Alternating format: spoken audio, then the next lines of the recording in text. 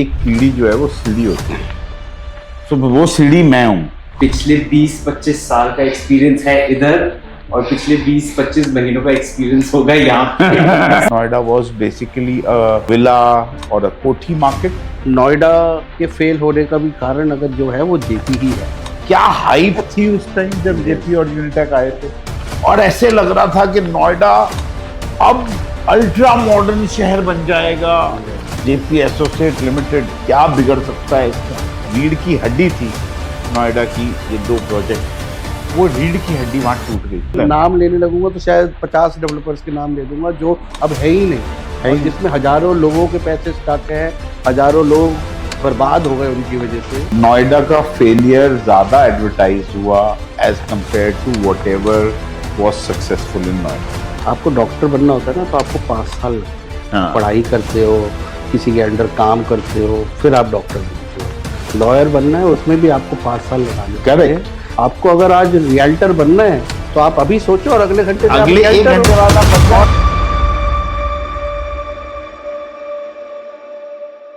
हाँ जी ठकराल जी, मुझे ये जानना है कि आपको कैसा लगता है कि आपके बेटे ने बिजनेस ज्वाइन करा, वो भी रियल एस्टेट का।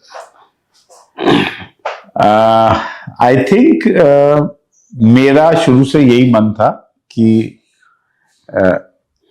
वो बिजनेस ही ज्वाइन करे, और सबसे बड़ा रीजन है इंडिया में जो लोग नहीं सोचते हैं, स्पेशली पंजाबियों में नहीं सोचते हैं, बनियों में तो सोचते हैं, लोग सक्सेशन प्लान नहीं करते। ऐसा बिजनेस बनाने का क्या फायदा है जिसका सक्सेशन आपके पास अवेलेबल ना हो, उसका क्या यूज है। आप एक पीढ़ी के लिए एक बिजनेस कर लोगे और फिर वो धंधा बंद हो जाएगा या किसी को बेच के आप निकल जाओगे, तो उस पे मेहनत करने का क्या फायदा हुआ। मैं अपनी फैमिली में अपनी वाइफ को कई बार बोलता था, एक पीढ़ी जो है वो सीढ़ी होती है, सो वो सीढ़ी मैं हूं। हमारे केस में जब मैं सीढ़ी बन गया और मैंने उसको कुछ मेहनत करके कहीं तक पहुंचा दिया, तो आई एम हैप्पी कि मेरे बेटे ने ज्वाइन किया। It is very good. I think Rahul ji, similar question to you कि in the coming years, would you want or advise your son to join the business with you or real estate? I'll keep this for him to decide. I am creating a legacy. I am building a company. I've been in this business for last 15-17 years now. तो मुझे लगता है कि मैं इस business को उस level तक ले जाऊंगा कि अगर वो ज्वाइन करना चाहे और उसको आगे बढ़ाना चाहे तो उसके लिए बहुत इजी होगा, और अगर वो नहीं भी करना चाहेगा तो I am happy that way. So we have three realtors from the same city. This is Mr. Rajan Thakral, my father, deal maker, Mr. Rahul Rothki, also from Noida. We are all from Noida. पिछले 20-25 साल का experience है इधर और पिछले 20-25 महीनों का experience होगा यहाँ पे। So we are here. I am also here to learn a lot from them, and hopefully जो हमारे व्यूअर्स देख रहे हैं डिफरेंट पर्सपेक्टिव से रियल एस्टेट को देखिए, and not just Delhi NCR but other cities of India, and as India as a whole, how real estate has affected and been in the previous generations, और आगे जो investors, buyers, speculators हैं of my age +5 years, what are the thoughts. Maybe मैं भी थोड़ा input दे पाऊंगा कि मेरे एज के या जो मेरे ग्रुप के लोग हैं वो क्या सोचते हैं, और जो यहाँ पे पिछले 20 साल से सोचते आ रहे हैं वो क्या सोचते हैं। So I also would want to know from the both of you that 15-20 years back when you had started in Noida, we will stick to Noida, in Noida, what were the main markets or areas जो जैसे अब Noida expressway है, अगर हम सिर्फ strictly Noida देख रहे हैं, नोएडा एक्सप्रेसवे है, 15-20 years back वो सेक्टर्स या वो माइक्रो मार्केट्स क्या थे जहाँ पे मेजर डेवलपमेंट हो रही थी? As per me, when I started 16-17 years ago, उस समय जेपी की बहुत बड़ी हाइप थी। Yes. JP was someone like DLF in Gurgaon today. So JP को एक ऐसा चांस मिला था उस समय, और जेपी के पास इतना बड़ा लैंड पैच था, but somehow JP has failed in it, और बहुत बुरी तरीके से फेल हुआ है, और नोएडा के फेल होने का भी कारण अगर जो है वो जेपी ही है। और second developer is Unitech, both were on the expressway, एक लेफ्ट साइड पे था एक राइट साइड पे था, दोनों के पास सारी जमीनें थी mostly correct. Which were very near to South Delhi, and दोनों ने उस जमीनों के साथ जस्टिस नहीं करा और दोनों ने डिलीवरीज नहीं दी। तो उसकी वजह से क्या हुआ कि नोएडा का जो ट्रस्ट डेफिसिट है वो बहुत ज़्यादा क्रिएट हो गया और उसकी वजह से शायद हम आज भी सफ़र कर रहे हैं। करेक्ट। क्योंकि दिल्ली एनसीआर के जितने भी HNIs हैं या तो उन्होंने यूनिटेक में इन्वेस्ट करा हुआ है या जेपी में इन्वेस्ट करा हुआ है, या उनके बाद कुछ और डेवलपर्स आ गए जैसे Supertech, Amrapali and 10 more who have disappeared, who have gone bankrupt, who have done wrongdoings in our city, और जिसकी वजह से शायद आज भी नए डेवलपर उस स्पीड को पकड़ने में स्ट्रगल कर रहे हैं।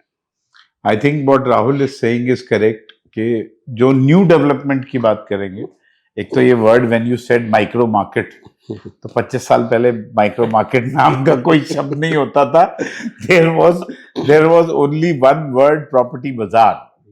सो जब मैंने स्टार्ट किया, आई थिंक वो another 7-8 years back from Rahul, तो वो उस टाइम पे तो कुछ सेक्टर्स ही थे, एक्सप्रेसवे था नहीं, ग्रेटर नोएडा जाने के लिए दादरी वाली जो रोड थी सिर्फ वो थी, तो ग्रेटर नोएडा था, नया नया था, आज से 25 साल पहले Greater Noida was fairly new. So उस टाइम पर इस रीजन में 2 मार्केट थी, एक स्टेब्लिश हो रही थी which was Greater Noida, and the second, which was at that time called as a established market, was Noida. So ये 2 डिफरेंस में क्या था कि जिसके पास, जिस किसी के पास भी जो माइग्रेटरी लोग थे, मैं भी माइग्रेशन से ही आया, 2 जगह से लोग आए नोएडा में, या तो आप वेस्टर्न यूपी से देख लेते हैं, ईस्टर्न यूपी से देख लेते हैं, यूपी बेल्ट से लोग आए, या दिल्ली से लोग शिफ्ट हुए। So there were 2 different type of people coming in. One person was coming from Delhi who had enough money that he would have sold something for X amount, और उस amount में से भी कुछ पैसा बचा के वो कोई प्रॉपर्टी नोएडा में खरीद सकता था। तो 100 रुपए की चीज बेची, 30 रुपए में बहुत प्यारा घर मिल गया, 70 रुपए बैंक में या स्टॉक्स में या गोल्ड में चले गए। तो वो ये चाहता था कि ये पैसा अब मैं इस पैसे से जो पैसा बने उससे कमाऊं, घर मेरा बन गया, as big as or even larger than what I had in Delhi. Second was the migration from western and eastern UP. Yes. अब तो माइग्रेशन नोएडा में जो है वो पूरे इंडिया से है, at that time it was only from western and eastern UP. लोग सहारनपुर, मेरठ, मुजफ्फरनगर, बुलंदशहर, अलीगढ़ से आते थे, या फिर लोग लखनऊ से आते थे जॉब करने, कानपुर से आते थे जॉब करने के लिए। So these 2 type of people में जो माइग्रेटरी लोग थे वो काफी हद तक जो अफोर्ड कर सकते थे वो नोएडा में शिफ्ट हो जाते थे, जो नहीं अफोर्ड कर पाते थे नोएडा का वो ग्रेटर नोएडा में शिफ्ट हो जाते थे। सो दीज वर द 2 मार्केट्स, और एक सेपरेट मार्केट डेवलप हो रही थी उसी time, during that time, that was Indirapuram, which was a satellite town of Noida. Yes. जो कि फेवरेट थी ईस्टर्न वेस्टर्न यूपी के जो माइग्रेंट्स थे उनके लिए, डेंस थी, सब कुछ इजीली अवेलेबल था जो नोएडा में नहीं था। Noida was basically a villa और अ कोठी market, and Indirapuram was a apartment market. So apartment में उनको रेंट पे मिलना आसान था, किसी को भी जो लैंडलॉर्ड्स थे उनको वो रेंट पे देना भी बहुत आसान था। कोठी की मैनेजमेंट थोड़ी डिफरेंट हो जाती है when you talk about renting. So these were the markets जब मैंने स्टार्ट किया था। Then came JP and Unitech. क्या हाइप थी उस टाइम जब जेपी और यूनिटेक आए थे, और ऐसे लग रहा था कि नोएडा अब अल्ट्रा मॉडर्न शहर बन जाएगा, स्मार्ट सिटी बन जाएगा। ये जो एक्सप्रेस वे है, एक जिसे कहते हैं रीढ़ की हड्डी, Noida greater Noida express way जो हमारे शहर की रीढ़ की हड्डी थी, उसके दोनों तरफ इतना खूबसूरत से 2 फ्लावर्स, और हम एज ब्रोकर्स, चाहे राहुल चाहे मैं या हमारे जैसे और 10,000 लोग उस टाइम कस्में खाते थे। हमने कस्में खाई हैं उस टाइम कि sir JP Infratech, JP associate limited, क्या बिगड़ सकता है इसका। और लोगों ने भर भर के विश्वास किया और भर भर के पैसा लगाया, और भर भर के प्रोजेक्ट फेल हुआ। और आई थिंक वहां पर, जैसे मैं बोल रहा हूं कि रीढ़ की हड्डी थी, नोएडा की ये 2 प्रोजेक्ट, वो रीढ़ की हड्डी वहां टूट गई। Yes. और उसको फिर उसके ऊपर ज्वेल आए, कुछ और प्रोजेक्ट्स जो आए, बट उसके बाद आज शायद 20 साल हो गए हैं। अब जब नोएडा अथॉरिटी ने ये कह दिया है कि अगर आप कोई भी लैंड लेते हो तो आपको 100% पेमेंट करनी है, रजिस्ट्री करानी है, then only you can get your plans approved, get your RERA and then advertise and then do that. So that is when things have started taking shape. 15 से 20 साल लग गए उसको। और नहीं, अब लग रहा है कि अगले 5 साल में हम नोएडा को शेख जायद रोड कह पाएंगे, क्योंकि यहाँ पे इतने सारे ब्रांडेड रेजिडेंसेस आ गए हैं। हाँ। इतने सारे बिग A+ डेवलपर्स आ गए हैं कि जिनकी वजह से ना पॉजिटिविटी आ गई है। प्लस उन्होंने जो लैंड लिया है वो 100% पेड अप है, रजिस्टर्ड है। Yes. उनको कोई पैसे नहीं देने, वो अपने सारे पैसे लगा के फिर प्रोजेक्ट बना रहे हैं। तो अब उनका स्टेक बहुत ज्यादा है। यस। तो आप समझो, जब किसी ने 500 करोड़ रुपए की या 2000 करोड़ रुपए की लैंड खरीद ली है और एक ही बार में सारे पैसे दे दिए हैं, तो chances of getting the default is very low, very low, क्योंकि उसके सारे पैसे लग गए। He is all in, he has to build on time to recover his money. तो अब वो बहुत, जैसे गुड़गांव में हो रहा था, वो अब नोएडा में हो रहा है। तो पहले तो 30% दे के आप ओनर थे और फिर 7 साल में पैसे देते थे, तो कोई किसी को पैसे देता ही नहीं था। और एक और लैंड खरीद लेता था डेवलपर। उसका प्राइम एग्जांपल जेपी है, यूनिटेक है, अमरपाली है, सुपरटेक है, उन्नति फॉर्चून है, many other so many of them. नाम लेने लगूंगा तो शायद 50 डेवलपर्स के नाम ले दूंगा जो अब है ही नहीं, और जिसमें हजारों लोगों के पैसे स्टक है, हजारों लोग बर्बाद हो गए उनकी वजह से। But somehow it was a bad luck for us, but now things are improving and Yes. we moving ahead. बहुत सारे टॉपिक्स थ्रो हो गए हैं, बट एक follow question I want to know is, similarly जब नोएडा वाज प्रेजेंट और एक boom आ रहा था, तो गुड़गांव, नोएडा की बात करते तो गुड़गांव भी आता ही of course there is a comparison that comes. So where did it go? अब हमें पता चल गया कहाँ रॉन्ग गया, बट ऐसा कैसे हो सकता है कि गुड़गांव एकदम से उस टाइम पे बहुत बूम कर गया और नोएडा बिल्कुल ही बर्स्ट हो गया? गुड़गांव को बनाने वाला, जो गुड़गांव बना, ना तो वो किसी गवर्नमेंट ने बनाया, ना किसी पॉलिटिकल विल की वजह से बना। गुड़गांव बना डीएलएफ की वजह से, जो सच्चाई है। अब डीएलएफ में किसी एक आदमी का विजन होना, किसी भी, वो डीएलएफ हो या कोई भी डेवलपर हो सकता है, किसी एक डेवलपर का विजन होना कि मैं ये सब कुछ क्रिएट करूंगा अपने ही बिहाफ पर, without depending on the government. अब आप देखो, जो चीज गवर्नमेंट पे डिपेंडेंट है, वहां की सड़कें, वहां की सीवेज, वो आज भी हालात खराब ही हैं। आप कहते हो कमिलियास क्यों है? कमिलियास बिल्डिंग की वजह से नहीं है, ना वो गोल्फ कोर्स की वजह से है। अभी कल ही मैं एक वीडियो देख रहा था, नोएडा के कुछ ब्रोकर्स थे जो जेपी ग्रीन्स में एक प्रोजेक्ट है उसको कमिलियास से कंपेयर कर रहे थे। You can't compare a building to a building, Trecento. So it is not golf course या वो building, it is the people जो उस बिल्डिंग के अंदर रहते हैं। अब कमिलियास में वो एक कम्युनिटी रहती है जो इस हिंदुस्तान में जितना स्टार्टअप है, जितना बिजनेस है, उसका पावर बैंक, पावर सोर्स उस जगह रहता है। पैसा 100 करोड़ या 150 करोड़ आप कमिलियास में एक 4 दीवारी का या 5000 स्क्वायर फीट का या 7000 स्क्वायर फीट के लिए नहीं दे रहे होते। आप उन 200-500 लोग जो वहां रहते हैं उनके साथ रहने के लिए दे रहे होते हो, उनकी कंपनी के लिए दे रहे होते हो। वो विजन, वह जब इंसान इंपॉर्टेंट है तो वही इंसान था डीएलएफ, जिनका विजन था, जिन्होंने गुड़गांव बनाया। हमारा यहाँ नोएडा में देखोगे तो गवर्नमेंट बिल्कुल परफेक्टली काम कर रही थी, इंफ्रास्ट्रक्चर बहुत बढ़िया डेवलप हो रहा था, लेकिन एट द सेम टाइम जब कुछ लोगों को वो अपॉर्चुनिटी दी गई कि 30% पैसा दो और बिल्डिंग खड़ी कर लो और बेच लो, और जब उनकी नीयत खराब हो गई तो ऑटोमेटिकली नोएडा वहां फेल हो गया। तो वहां एक इंसान था जिसकी नीयत अच्छी थी, उसको अच्छा डेवलपमेंट करना था, अच्छी बिल्डिंग्स बनानी थी, अच्छे कॉर्पोरेट्स को लेके आना था, वो खुद भागे दौड़े। यहां वो नीयत खराब थी। वहां गवर्नमेंट की नीयत नहीं थी बनाने की, यहां गवर्नमेंट की नीयत थी बनाने की। तो there is there's a disbalance between Gurgaon and Noida. But I think अब ऐसा हो रहा है, if I am not wrong, कि पॉलिटिकल विल है, गवर्नमेंट की विल है, अथॉरिटीज की विल है, और जो डेवलपर्स हैं उनके विल की जरूरत ही नहीं है। उनको पूरे पैसे लगाने पड़ेंगे, तो अब तो वो मजबूर हैं सक्सेस करने के लिए। बस।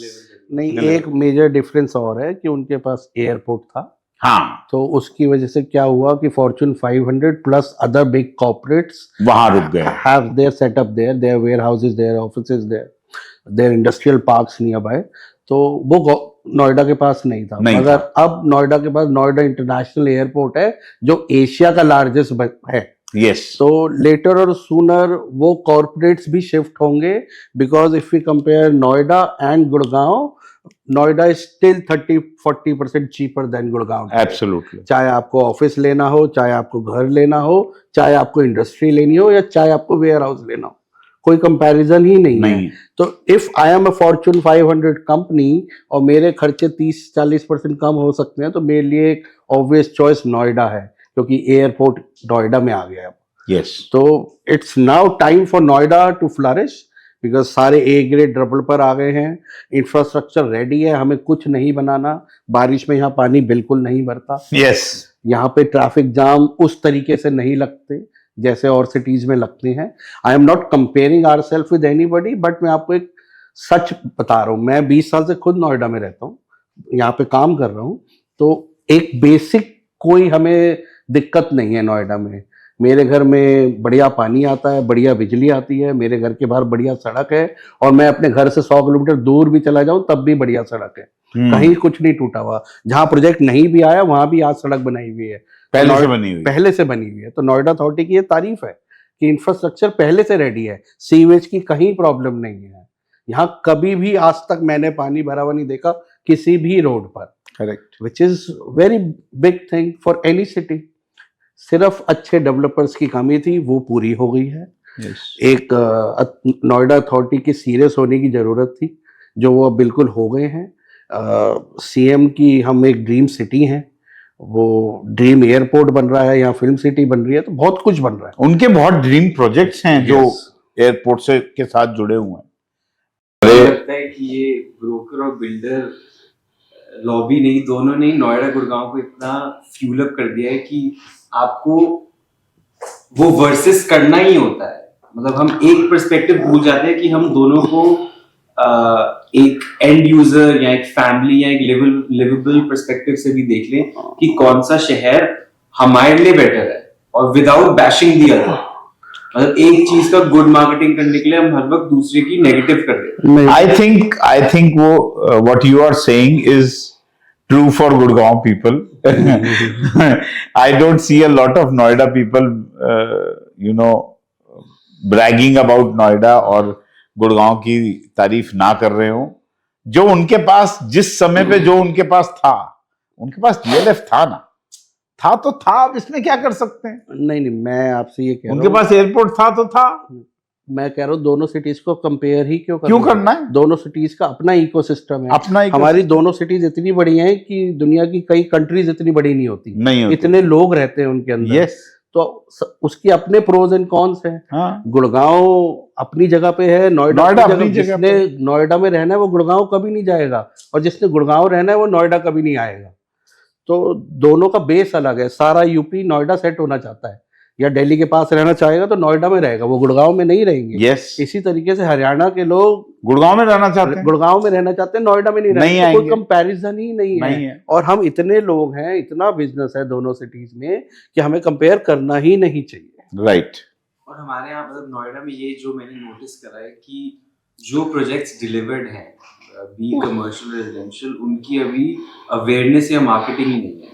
आप खुद देखो, apart from your circle who is in real estate, किसको 50% से ज्यादा नॉलेज है कि गुलशन डायनेस्टी से व्यूज कैसे आते हैं, कलपत्रू में पेंट हाउस है भी या नहीं है, किसी ने कमर्शियल यहाँ एक्सप्रेस में कोई ऑफिस जो डिलीवर्ड है वो वहां पे गए हैं, have they seen Max Towers in sector 16 but whereas Gurgaon का सबको सब पता है, क्योंकि रील्स पे आता रहता है, यूट्यूब पे हमने देखा ही हुआ है, पर जो फेलियर यहाँ पे हुआ है वो तो see I think it is because Noida का फेलियर ज्यादा एडवर्टाइज हुआ as compare to whatever was successful in Noida. The failure was bigger than the success. That's the only thing. Max ने एक टावर खड़ा किया सेक्टर 16A में, किसी ने नहीं देखा, लेकिन जेपी डिलीवर नहीं हुआ, सबने देखा. यूनिटेक डिलीवर नहीं हुआ, सबने देखा. तो दैट हैपेंस. हमारे पास अभी तक पिछले 10-15 सालों से फेलियर स्टोरीज ज्यादा थी. और ये सच भी है. सच भी है. ये सच है. ये सच है. इसमें कोई छुपने वाली बात नहीं है. जो हुआ नोएडा के साथ, उसमें ना तो नोएडा के लोगों की कोई गलती है. जिनकी गलती है वो आज भुगत भी रहे हैं. ये भी फैक्ट है. Yes. जिनकी गलती है वो सब अंदर ही हैं. तो I think they have learn their lesson. Yes. कोई किसी ने कुछ पैसे छुपा लिए होंगे, God help him. That is all I can say. But स्वर्ग नरक सब यही है, सब God is watching everything. So I think Noida people are now at a stage where they will now reap the rewards of Yes. what authorities had done in the last 10 years, 15 years. जो government ने किया, या जो अब builders कर रहे हैं, जो बिल्डर आ रहे हैं, नेम एनीवन, बीट एनीवन, जो भी आ रहा है सोच समझ के आ रहा है. M3M आया, M3M ने आके कहा मेरे पास पूरे पैसे हैं तो मैं जमीन खरीद रहा हूं, तो मैं बनाऊंगा यहाँ. गोदरेज आया, गोदरेज ने खरीदी. मैक्स आया, मैक्स ने खरीदी. सबको पता है, सबके पास चॉइस ही नहीं है. अथॉरिटी ने कहा पैसे दो, रजिस्ट्री करो, प्रोजेक्ट बनाओ. Simple. Yes. I think that is very important. और राहुल जी, पिछले 5-8 साल से एक कॉमन प्रैक्टिस या जो हम देख रहे हैं कि the EOI practice, and after every launch या लॉन्च से पहले ही प्रोजेक्ट सोल्ड आउट हो जाता है. वो अभी तक हो रहा है. Is it true? मतलब क्या एक्चुअली सोल्ड आउट हो जाती है चीजें और फिर बाद में पता क्यों चलता है कि यूनिट्स अवेलेबल है? It's a marketing gimmick. हम करोड़ों रुपए की चीज बेच रहे हैं. पहली बात तो हम कोई फोन नहीं बेच रहे, या आईफोन नहीं है कि आया और सोल्ड हो गया. यस. आप सपने बेच रहे हो, घर बेच रहे हो, बड़े बड़े कमर्शियल्स बेच रहे हो. बेचने में एक टाइम लगता है, प्रैक्टिकल टाइम लगता है उसको कैपिटलाइज करने में. तो ये सब मार्केटिंग गिमिक है. और यहीं पे फर्क समझ आता है कि आप एक ब्रोकर के टच पे हो या एक रियल्टर के टच पे हो. ब्रोकर वो है जो आपको हर चीज बेच रहा है, हर चीज की इंफॉर्मेशन दे रहा है. Realtor is somebody who is saying no to you for most of your deals, और वो आपके लिए फिल्टर कर रहा है आपकी डील. क्या आप ये खरीदो? आपने मुझे 10 बार फोन करा, उसमें से 7 बार मैंने आपको समझा के मना कर दिया कि सर यहाँ पैसे नहीं लगाना. वो रियल्टर होता है. दैट्स माय रियल जॉब, कि आपके पैसे मैं सेफ जगह पे लगाऊं, आपकी कैपिटल सेव करूं, जो यूजुअली पीपल नहीं करते. वो बहुत बड़ी प्रॉब्लम है हमारी इंडस्ट्री. एक्चुअल नीड क्या है उस क्लाइंट की, वो देखे बगैर उसको जो आ गया वो बेच दो. तो वो आई थिंक, और ये जो सोल्ड आउट वाली कहानी है, इसका भी समय चला गया है. कुछ टाइम था, जो भी साल 2 साल 3 साल थे. Everybody is trying to copy DLF. DLF है, इंडिया का लार्जेस्ट डेवलपर है. हाँ. 60 साल की लेगेसी है. जो बोला है करा है, बाकी सब नहीं कर पा रहे, और उसका सोल्ड आउट होता है, और उसका असलियत में सोल्ड आउट होता है. तो you need to compare apple with the apple, not with the orange. Yes. बहुत सिंपल उसका एक रीजनिंग है. तो अभी DLF मोती नगर गए थे. I think when we entered तब सनसेट हो रहा था, और जो वहाँ सेटिंग थी और the pool, club house, it was like being in a hotel. हाँ, you were not feeling like you are in Delhi. Yes. Forget Moti Nagar. Moti Nagar तो बहुत बड़ी स्टेटमेंट हो जाएगी. ये सोचना कि आप DLF मिड टाउन जा रहे हो तो आप क्या मोती नगर जा रहे हो, तो मोती नगर तो बहुत बड़ी स्टेटमेंट हो जाएगी. आप दिल्ली में कहीं हो, ऐसा ही.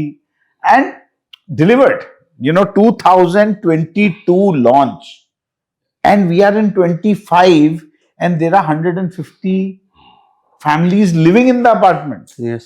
within 3 years. Yes. That's the will of the builder, na? That is what DLF is. नहीं, अगर आप तो बहुत नए प्रोजेक्ट की बात कर रहे हो. मैंने 12-15 साल पहले कैपिटल ग्रीन 1, 2, 3 सब बेचे हैं. 5,000 रुपए के रेट पे बेचे. आज 20,000 से प्लस पे ट्रेड होता है. करेक्ट. तो आप समझो किस तरीके का एप्रिसिएशन हुआ, किस तरीके की उसने सिटी के बीच में डेवलपमेंट कर दी। किसी को मैंने वो कैपिटल ग्रीन बेचा था, वो क्लाइंट मेरा फैन है। हाँ मैं आपको असलियत बताऊं, मैंने उसमें कुछ नहीं करा, मैंने तो सर्विसेज दी, एक राइट प्रोडक्ट बेचा, डीएलएफ ने बनाया, डीएलएफ उसे मेंटेन कर रहा है। तो people have actually 5 times their money, yes, तो 5 से भी ज्यादा हो गया, ज्यादा हो गया। और कोई नहीं बेचता, और लोग एक्चुअल रह रहे हैं वहां पे।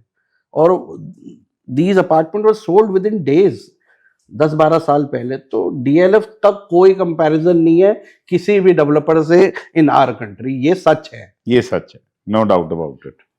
और जो एक और चीज नोटिस हुई है कि जब भी नया लॉन्च आता है, जो भी नई डेवलपमेंट आती है, बिल्डर अपना ऑब्वियसली पुराना पोर्टफोलियो पुल आउट करता है कि हमने ये 10,000 पे करा था, आज वो 20,000 पे ट्रेड हो रहा है, चाहे वो अंडर कंस्ट्रक्शन हो या नहीं। अगर वो अंडर कंस्ट्रक्शन है, क्या वो वैल्यू में एक्चुअली रीसेल हो रहा है? ये जो न्यू इन्वेस्टर्स हैं वो क्लैरिटी नहीं मिलती कि मेरा, for example, X is under construction, will be delivered in 1 year, Y is now being launched, X is now at 20,000 per square feet, पर वहां पे क्या एक्चुअल, वो तो हमें पता है, मतलब हम तीनों को पता है कि रीसेल नहीं हो रहा है या प्रीमियम है या नहीं है, उसकी स्टोरी से लोग वाई ले लेते हैं। See what again, Instagram, Facebook, YouTube. आज when I started, so what was the way of speaking to a real estate broker? Newspaper आता था सैटरडे संडे, 3500 रुपए का हम ऐड देते थे, जो सैटरडे और संडे को डलता था। इतना छोटा सा ऐड होता था, उसमें इतना छोटू सा नंबर लिखा होता था। तो कोई आदमी अखबार उठाता था, उसमें से ऐसे करके नंबर चूज करता था।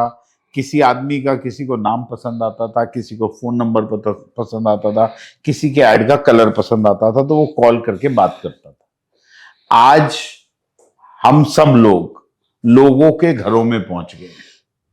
हम अपने हिसाब से जो इंफॉर्मेशन बनाना चाहें, वो इंफॉर्मेशन जैसे आज हम बना रहे हैं, उसको तैयार किया, एक प्लेटफॉर्म है यूट्यूब या मेटा या जो भी, सब पे पोस्ट कर दिया, available for all the audience to watch. इसमें मैं आपको एक चीज ऐड करता हूँ, आपको डॉक्टर बनना होता है ना, तो आपको 5 साल लगते हैं। हाँ। पढ़ाई करते हो, किसी के अंडर काम करते हो, फिर आप डॉक्टर बनते हो। लॉयर बनना है, उसमें भी आपको 5 साल लगाने पड़ते हैं, किसी के अंदर प्रैक्टिस करनी पड़ती है, फिर आप लॉयर बनते हो। आपको अगर आज रियल्टर बनना है, तो आप अभी सोचो और अगले घंटे से अगले 1 घंटे बाद आप बन जाओ, और आप एक रील बनाओ and you are famous. Yes, and you have freedom to say anything. और अगर आप गलत बोलोगे तो 5 लोग आपकी बेइज्जती भी करेंगे, जिससे उन्हें व्यूज मिलेंगे, और अगर आप ठीक बोल दोगे तो सब शांत हो जाएंगे। तो आप समझो, जिस एज में हम रह रहे हैं, वो व्यूज इंटरटेनमेंट पर्पस के लिए बहुत अच्छे हैं। मैंने इंस्टाग्राम खोला, 1 घंटा फन करा, मैं हंसा, मैंने रख दिया। तो जब आपको प्रॉपर्टी खरीदनी है ना, तो जैसे आप अपना डॉक्टर चूज करते हो ना, वैसे ही आपको अपना रियल्टर चूज करना पड़ेगा। डॉक्टर आपकी जान बचाता है, मैं आपकी कैपिटल बचाता हूँ, दोनों इक्वली इंपॉर्टेंट है। यस। जिन लोगों ने नोएडा में रॉन्ग डिसीजन लिए और जो स्टक है, वो उन्हीं का दिल बता सकता है कि उनकी फैमिली का ट्रेजेक्ट्री कहाँ चली गई और वो अपनी लाइफ में कहाँ चले गए। तो आप समझो, मेरी इतनी सेक्रेट जॉब है, मैं ऐसा सोचता हूँ कि डॉक्टर के बाद शायद मैं सेकंड मोस्ट इंपॉर्टेंट आदमी हूँ किसी की भी लाइफ में, अगर उसे इन्वेस्टमेंट करनी है रियल एस्टेट में। क्योंकि वो सालों की मेहनत करके, पैसे सेव करके हमें कह रहा है कि मुझे इन्वेस्ट करना है, और आप किसी भी रैंडम रील्टर के पास जाके प्रॉपर्टी खरीद लो, तो ये आपकी गलती है। Customer has to be aware, has to be smart enough. See, the customer has to, in today's age, the customer has to understand that whether he is buying a property from a social media influencer या he is buying a property from a realtor, ये 2 अलग लोग हैं। Reels मैं भी बनाता हूँ, राहुल भी बनाता है, you also do it, but we don't sell ourselves. I think what is happening wrong in today's age is 10, 20, 50 हजार, 1 लाख, 2 लाख बिल्डर ने आपको पैसे दिए और उसने आपको कहा ये बोल दो, और आपने जाके बोल दिया। You have all the responsibility to back up whatever you are saying in public.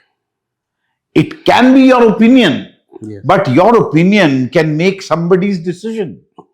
So be careful while what you are saying on the आप उससे अच्छा मैं कहता हूं कुछ रियल्टर्स ऐसे हैं जो सिर्फ फनी वीडियोस बनाते हैं अपनी ऑडियो ऑडियंस जनरेट करने के लिए, वो कर लो ना, आप डांस कर लो, आप, मेरे को नाम लेने की जरूरत नहीं है, बड़े बड़े रियल्टर्स हैं जो यही काम कर रहे हैं, डांस कर रहे हैं, चुटकुले सुना रहे हैं, उनकी ऑडियंस बनती है और उसके बाद वो उनको प्रोडक्ट बेच देते हैं। फेयर इनफ, गलत तो नहीं बोल रहे, डोंट से रॉन्ग कि आज 20,000 का प्रोडक्ट है और 40 का हो गया, don't do that, don't do that. India में I believe real estate social media पे बहुत प्रेजेंस बहुत बढ़ गई है, content not only India, I think worldwide. From से एग्जांपल लेते हैं Ryan Serhant, Ryan Serhant, yes.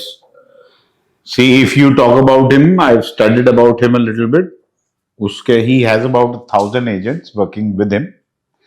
They don't call it working for him in that country. They say working with him.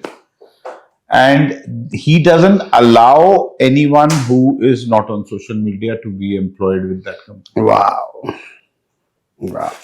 And you need to have a set number of followers, and your social media plan for the next 3 years should be in place before you are employed in Ryan Serhant's business. तो social media पे एक sales strategy होगी।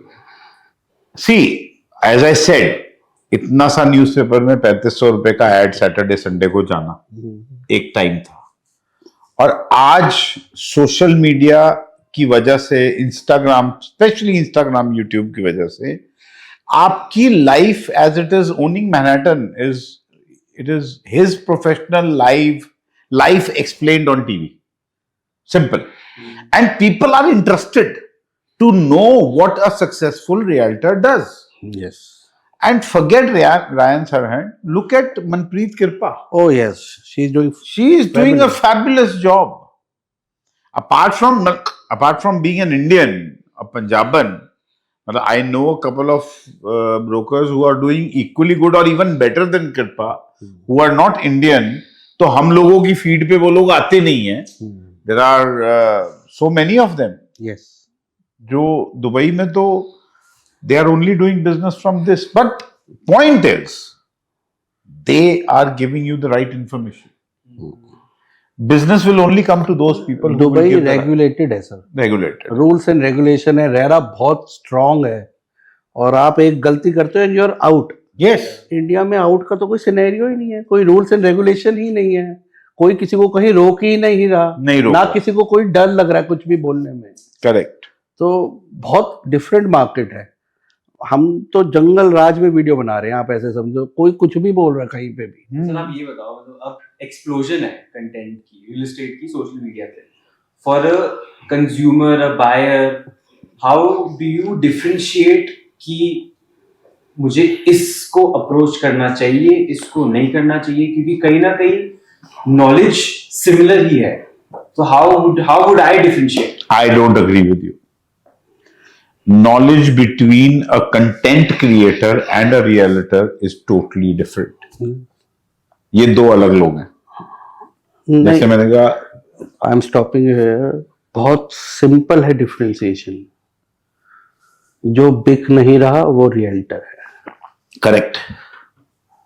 For example, a developer comes to me, he has a X project at Y location, and if I don't like it personally, वो मुझे जितने मर्जी पैसे देते मैं नहीं प्रमोट करूंगा, और ये मेरे साथ अभी भी हो रहा है। करेक्ट। मेरे पर मैसेज आते हैं कि आप इसे, I say no, I am a realtor, I am not a content creator. मैं उसके 10, 20, 50 हजार रुपए के लिए काम नहीं कर रहा। रियल स्टेट में तो हम करोड़ों रुपए रोज संभाल रहे हैं, क्लाइंट हमें ट्रस्ट करके वो पैसे दे रहा है। रियल स्टेट का मतलब ही मनी है, प्रेशर है, पेशेंस है, जजमेंट है। वो कंटेंट क्रिएटर के पास नहीं हो सकता।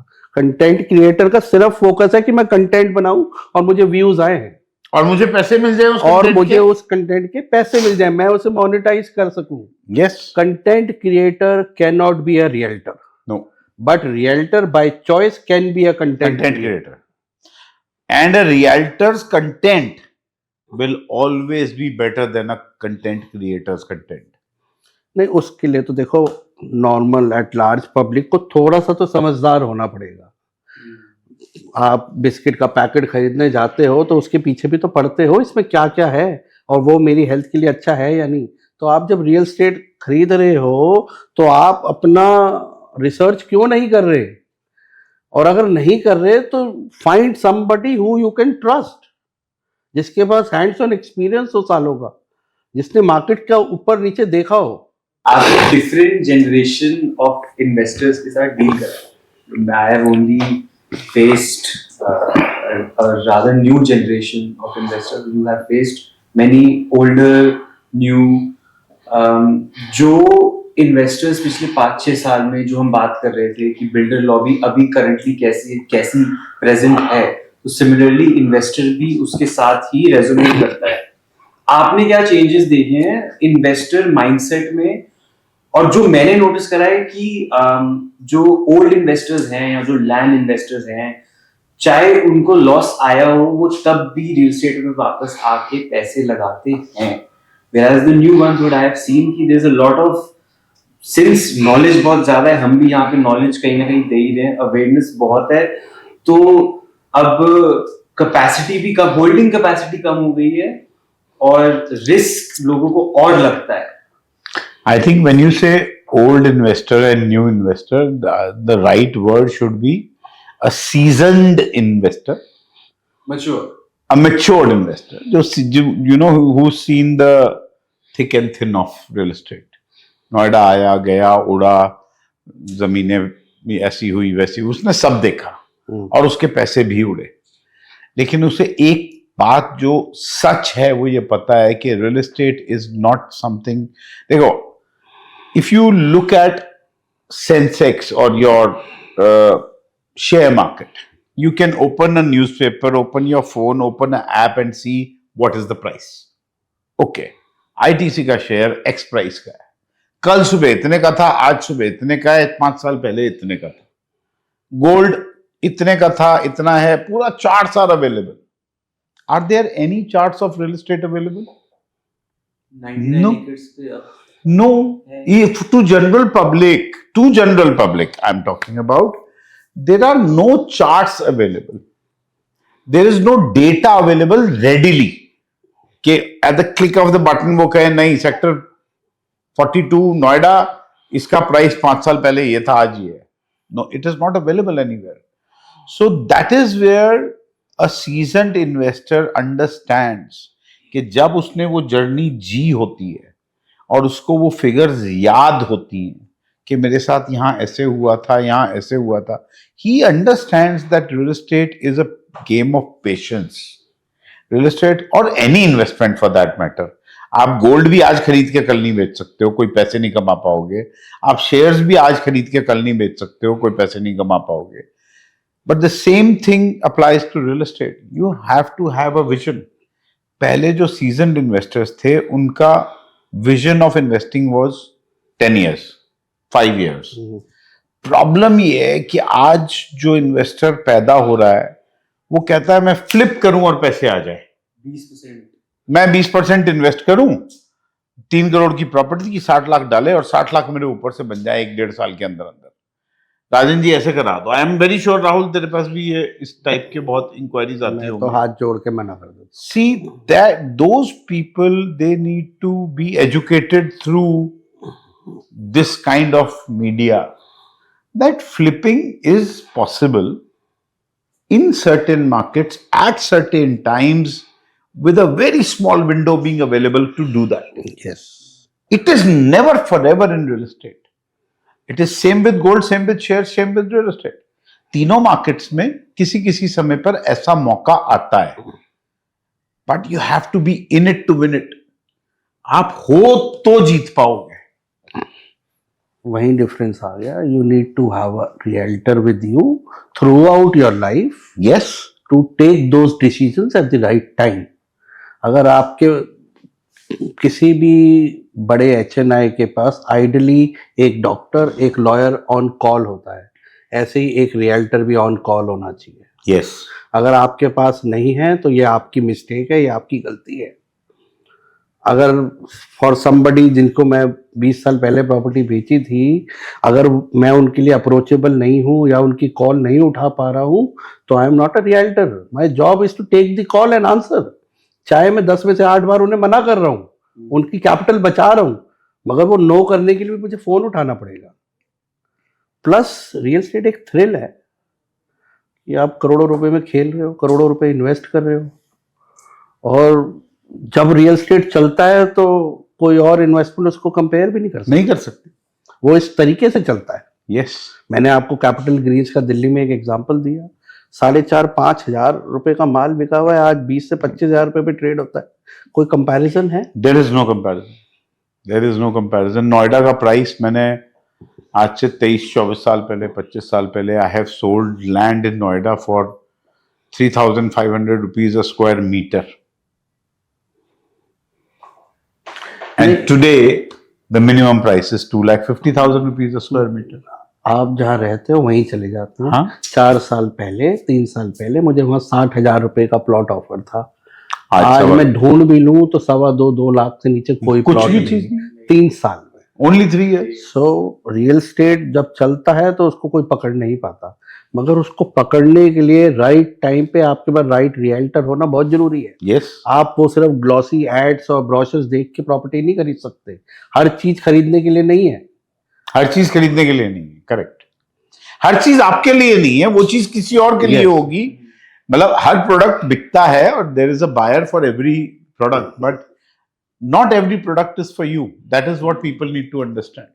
और अगर आपके पास आपका जो रियल्टर है हर रोज मैसेज भेज रहा है और कह रहा है ये खरीद लो, so please run. He is not a realtor, he is a marketing company.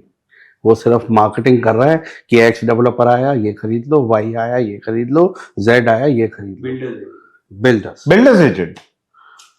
सो आपको ऐसा डिफरेंशिएट करना बहुत जरूरी है कि कौन बिका हुआ है और कौन नहीं बिका हुआ है, कौन आपको रियल एडवाइजरी दे रहा है और कौन सिर्फ अपनी कमीशन के बारे में सोच रहा है. कमीशन हमें भी चाहिए, हमारे घर में भी फैमिली है, हमें भी सस्टेन करना है, मगर एट व्हाट कॉस्ट.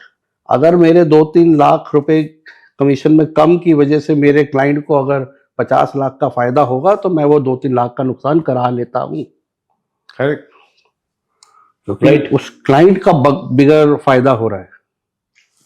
अब यहाँ पे आप कैसे डिफरेंशिएट करते हो कि एक there is a good property and there is a good deal, ये इन दोनों चीजों में आप कैसे डिफरेंशिएट करते हो और आप किस में एंटर करना चाहोगे? What would you like to buy? Yes. I'm asking you. I'm offering you on the table, I'm offering you a good deal. And on the same table, there is a good property, maybe a little expensive. What would you buy? He's too young to answer that. Maybe. I'll answer it. Good deal is short-term fun, short-term thrill. आपने x builder को choose करा, उसका x product खुद ही बताया और उस पर x deal निकाल ली बिल्डर से, उसका मार्जिन स्क्वीज करके, और आपको एक हाई मिला और आपने उस हाई में वो प्रॉपर्टी खरीद ली. Yes. That is good deal. Good property is something which is generational wealth for you. Yes. मैंने आपको एक अच्छी प्रॉपर्टी बेची जो इतनी पनप गई कि वो 5 टाइम्स 10 टाइम्स बढ़ गई अगले 4 से 5 साल में. That is good property. That is a good property. उसमें अगर मैंने 2 लाख रुपए कमा भी लिए तो आई डोंट थिंक आपको उसमें कोई प्रॉब्लम होनी चाहिए. No. मेरा घर उस कमीशन से ही चलता है, और अगर मैं अच्छे पैसे नहीं कमा पाऊंगा तो आपको अच्छी एडवाइस भी नहीं दे पाऊँ. I have to maintain a stature, I have to maintain a lifestyle to be in this sane mindset to give you a right advice. अगर मेरे घर में खाने पीने की दिक्कत है या मैं छोटे मोटे लाइफस्टाइल चेंजेस करने के लिए भी अगर स्ट्रगल कर रहा हूँ तो मैं आपको राइट एडवाइस नहीं दे सकता. और ये भी एक बहुत बड़ा डिफरेंस है रील्टर और रियल्टर में. See, real estate में सक्सेस बिकती है. So if you are successful, then only people will trust you with this sort of money that they are looking to invest. And you have to be successful to be trusted. And successful, fortunately, unfortunately, whether you call it, throughout the world, all the realtors are flashy. So what? It is what it is. Accept the fact. Yes. So the only thing is that flashiness, that style that they're living, well, it is a part of their business, and it's not easy to maintain. To be honest, it is not an easy thing to maintain. नहीं, आप समझो, मैं रोज millionaires और billionaires से ही मिल रहा हूँ। मेरा काम बड़े लोगों से मिलना ही है। मैं कोई भी शायद प्रॉपर्टी 1 करोड़ से नीचे मैंने पिछले 5 साल में बेची ही नहीं। हाँ, तो फिर तो अगर कोई 1 करोड़ और प्लस पैसे लगा रहा है तो वो मिलियनियर है। He is doing super good in his life, तभी Yes. वो पैसे दे पा रहा है। तो आप समझो, कोई भी आदमी ना अपने लेवल के आदमी से ही बात करना चाहता है। Yes. अगर उसके नीचे का आदमी होगा और उससे मैच वाइब नहीं होगी ना, वो वो मेरे डील ही नहीं करेगा, वो मेरे से प्रॉपर्टी खरीदेगा ही नहीं खरीदेगा। So I have to be at the same level, and to maintain that level, I need commission on time and a good And a amount. decent commission. And a good amount. Yes. तो US में कोई property बिकती है, Canada में 5% minimum मिलता है realtor को। You can not deny him that commission. यहाँ पे आउट ऑफ द कंपटीशन शायद हम 1% कमा पाते होंगे, और उसमें भी कई बार क्लाइंट माइंड करता है। तो आप कैसे मुझसे गुड सर्विस एक्सपेक्ट कर सकते हो? I don't know. So I think to answer your question, good property is more important than a good deal. And if you get a good property with a good deal, that is a bonus. But as Rahul said, it is very important for people to understand that this is a very capital intensive business now. Yes. People don't understand that cost per lead means for Rahul or for me or for you or for anyone else to speak to one client, it may cost us like 10 to 15,000 rupees per client. Maybe more. Maybe more sometimes, depending on the product. So that is where the money goes. And if we can't reach you without spending that money, that is for sure, you will only get people who will not give you the right advice. So to get to the right people, you will have to pay with them the right fees. Why is there a difference in Medanta Hospital compared to a local hospital in Noida? What is the difference between those doctors and other doctors? And why don't you go to other doctors? I'll add to it. अगर आपके घर में कोई जब serious बीमार होता है तो आप उसे किसी भी डॉक्टर और किसी भी हॉस्पिटल पे ले जाते हो? नहीं। आप 10 लोगों को फोन करते हो, पूछते हो कौन सा बेस्ट हॉस्पिटल है इस पर्टिकुलर बीमारी के लिए, कौन सा बेस्ट डॉक्टर है, और फिर उस पे जाते हो और अपना इलाज कराते हो। तो जब आप अपनी हार्ड अर्न मनी, आपने इतने साल काम करके कमाई, जब आपको उसे इन्वेस्ट करना है, तो आप ये एक्सरसाइज क्यों नहीं कर रहे? मार्केट में रिसर्च क्यों नहीं कर रहे? आप ये क्यों नहीं पता लगा रहे कि कौन सा बेस्ट बिल्डर है और कौन सा बेस्ट रियल्टर है जो विद एक्सपीरियंस है, जो मेरी हेल्प कर पाए? आप मतलब कुछ भी देख के और कहीं भी इन्वेस्ट कर रहे हैं, तो ये आपकी गलती है। So I think to sum it up, look for a good property Yes. with a good realtor. Yes. And always buy with a realtor, because he is the one who will support you for next 5 years during the cycle of that property. Yes. 5 साल बहुत लंबा समय होता है, और 5 साल में बहुत सारी दिक्कतें आती हैं हाँ. प्रॉपर्टी में, चाहे वो पेपर में हो, चाहे आप पे कोई इंटरेस्ट लग गया हो, चाहे डिलीवरी में कोई प्रॉब्लम हो, या XYZ कोई भी रीजन हो, आपको उस समय रियल्टर ही मदद करेगा।